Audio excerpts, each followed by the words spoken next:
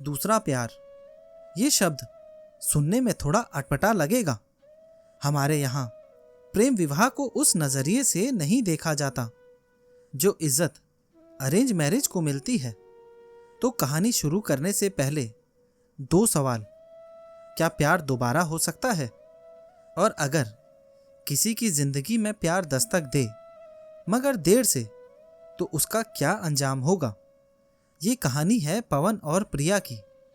प्रिया एक 28 साल की लड़की, 2 बेटियों की माँ, घर की बड़ी बेटी और तलाकशुदा।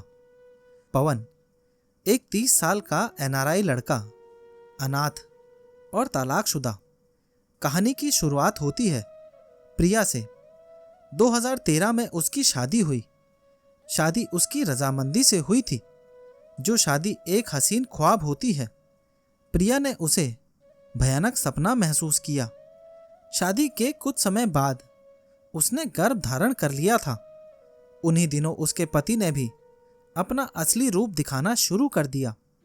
जब ये बात प्रिया के माँ बाप को पता चली तो उन्होंने प्रिया को तलाक देने के लिए कहा, मगर उसने इनकार कर दिया।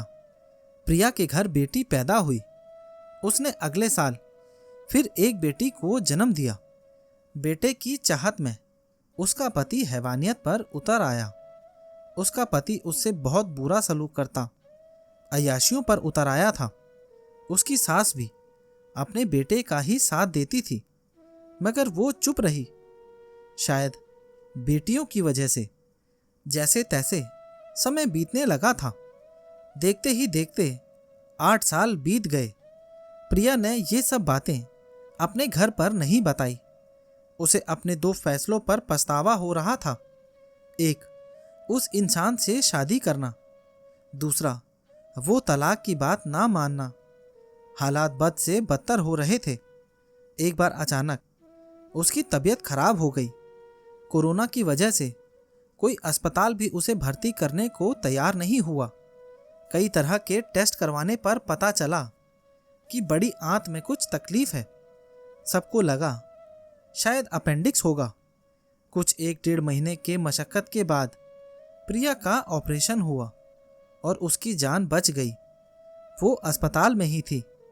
उसके पति ने खुद अपने जुर्म कबूल कर लिए। उसने प्रिया को सोया हुआ समझा। दरअसल जो प्रिया की तबीयत खराब हुई थी वो जहर की वजह से हुई थी, जो उसके पति ने उसे दिया था।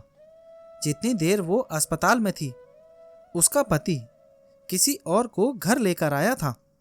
प्रिया के सब्र का बांध टूट गया। उसने खुद को और अपने पति को उस जबरदस्ती के रिश्ते से आज़ाद करने का फैसला कर लिया। सब ने प्रिया को इस फैसले में समर्थन दिया। उसके पति ने दोनों बेटियों को देने से इनकार कर दिया। कुछ 2-3 महीने लगे प्रिया को खुद को संभालने में। प्रिया की सोशल मीडिया के जरिए पवन से बात हुई। पवन ने जब उसकी तस्वीर को देखा तभी से दिल दे बैठा था। उसने प्रिया को पहले भी फोन लगाया था। उन्हीं दिनों उसका फोन खराब हो गया था।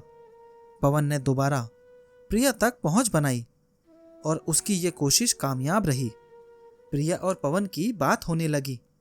जिंदगी के जिस मोड़ पर प्रिया थी, उसी मोड़ पर पवन भी खड़ा था।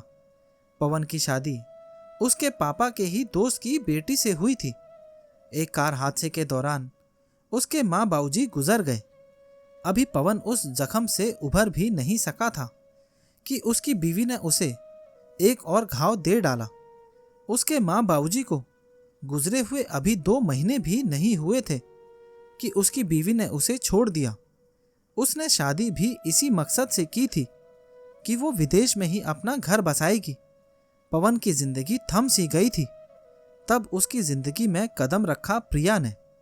उसका हाल सुनने पर कहीं न कहीं प्रिया को अपना दुख कम लगने लगा। दोनों एक दूसरे के हमदर्द बने और फिर हमसफर बनने का फैसला किया। दोनों एक दूसरे से मिले नहीं थे, मगर प्यार तो हो गया था। वो प्यार ही क्या जो जमाने को कबूल हो जाए। सब ने उसके प्यार को एहसास से ज्यादा मजबूरी समझा। सब ने अलग अलग तराजू पर उनके प्यार को तोला था। ज़्यादा मुश्किलें पवन को झेलनी पड़ी, क्योंकि सब के सब उसकी नीयत पर शक कर रहे थे। वजह थी उसका एनआरआई होना। प्रिया के परिवार वाले बार बार सुनिश्चित कर रहे थे कि उनकी बेटी सुखी रहे। वो नहीं चाहते थे कि पवन उनका भरोसा तोड़े, वरना प्रिया टूट जाएगी और इस बार ऐसा कि संभल भी नहीं पाएगी। और ऊपर से दूसरा ब्याह होने पर और भी सावधानी बरत रहे थे। पवन और प्रिया के प्यार ने सभी इम्तिहान पास किए। प्रिया को तो अब भी अपनी किस्मत पर यकीन नहीं हो पा रहा था कि उसकी जिंदगी में प्यार ऐसे दस्तक देगा। उनको वो प्यार दूसरी शादी में मिला, जिसकी उम्मीद दोनों ने अपनी पहली शादी से की थी, और वो शादी उनके माँ पिता की पसंद से हुई थी। बहुत मुश्किलों के बाद दोनों को प्यार मिल सका। तो दोस्तों, ये कहानी आपको कैसी लगी और इस कहानी के बारे में आपकी क्या राय है, नीचे कमेंट बॉक्स में ज़रूर बताना।